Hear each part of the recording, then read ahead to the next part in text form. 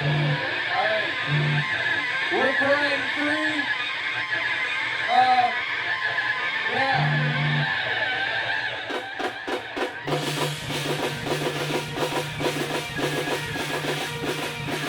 My name is Alex Wagaman, and I have been a musician in the Seattle hardcore scene for the better part of the last decade.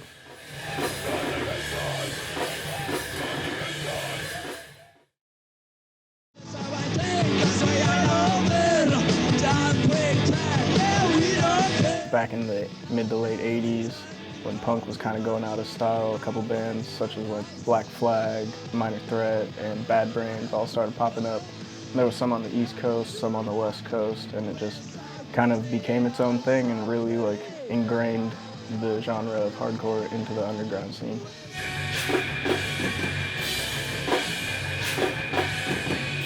In my opinion, I would say that the scene is still pretty strong. It lost a lot of steam due to COVID.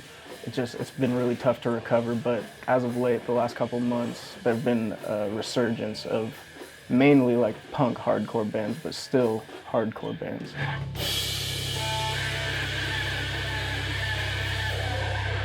Beginning of my journey through the hardcore scene, like when I was 15, I started listening to a lot of the real like underground hardcore bands. My good friend from one of my old bands just showed me way too many things. We drove around listening to them day in, day out whenever we had the time. Once I turned about 16 was when I really started going to shows. I hit Warped Tour like every little scene kid does at the start, and then from there it just progressed into me finding all of these bands who like had just started no more than like a month before I found them.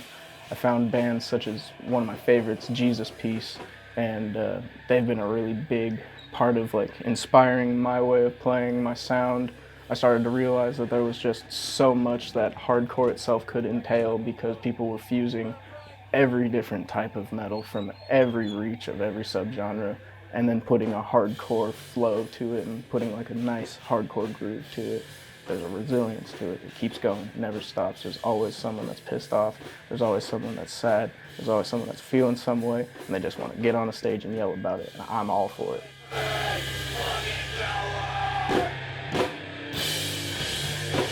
In regards to challenges that are presented while like navigating the hardcore scene throughout my time in it, especially being a musician, you're just keyed into the scene, and it can get really difficult once you start to like really know your scene, like finding where your voice fits in, finding where your band fits in, figuring out like where you want to go sonically with your sound.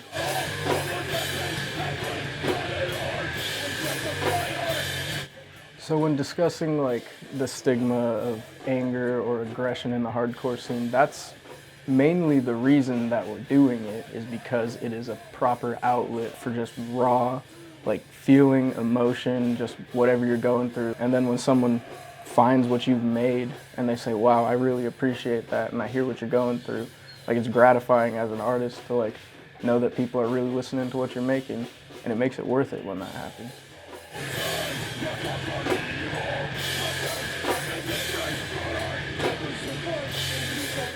I would say if you haven't been to a hardcore show, definitely go to a hardcore show. Anybody that's wearing dark clothes, if you see a flyer on a pole, you can ask a punk. Punks are always saying ask a punk on the flyer even. Try it out, man. You never know what you'll enjoy. It could be a good time. If it scares you, at least you had the experience, right? It's eye-opening. Like you can just see a whole nother world that you didn't even know was there.